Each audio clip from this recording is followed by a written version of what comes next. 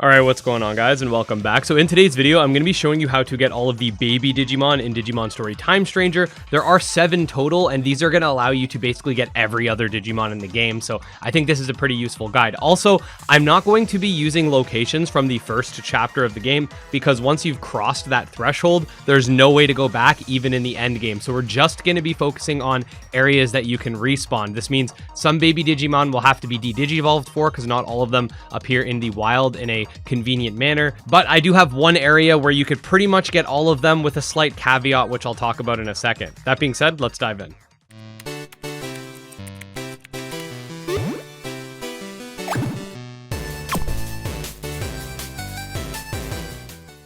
Okay, so the base camp for our Digimon baby locations is going to be near the Shinjuku Park Waterfall Plaza. You're going to go underground to the sewers, where you can pretty much obtain every baby Digimon if you check the right areas. So go underground as seen on screen.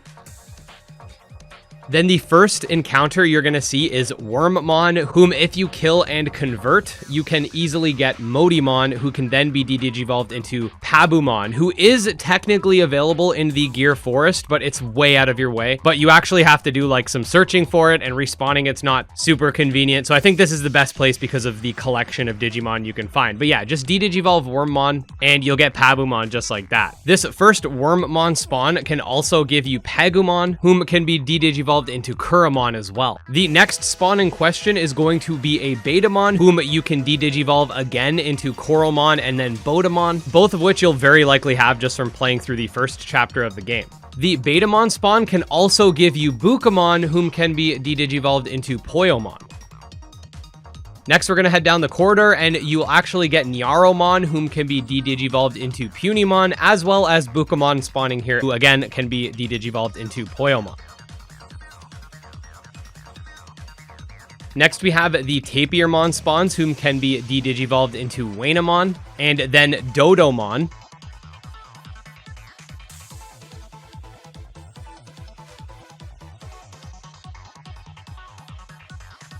There was also a Biomon there that can de-digivolve down into Pabumon again.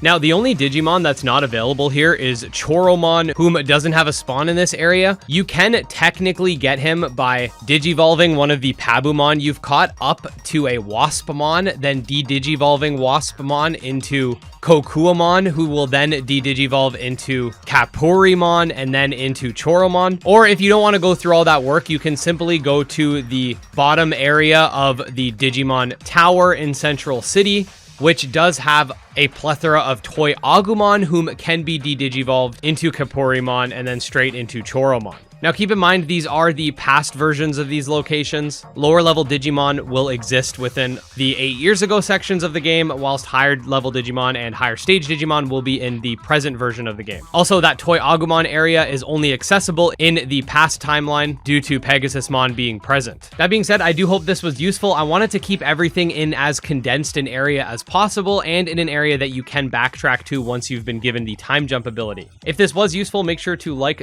the video for more Digimon Story Time Stranger and monster taming content. You can also check out my Twitter, Discord, all that fun stuff linked below. And special thanks to our supporters, especially Candy Moranci, Tragsoft, Valorware, Nemo, and Wrathful Beast. And we'll see you next time. Peace.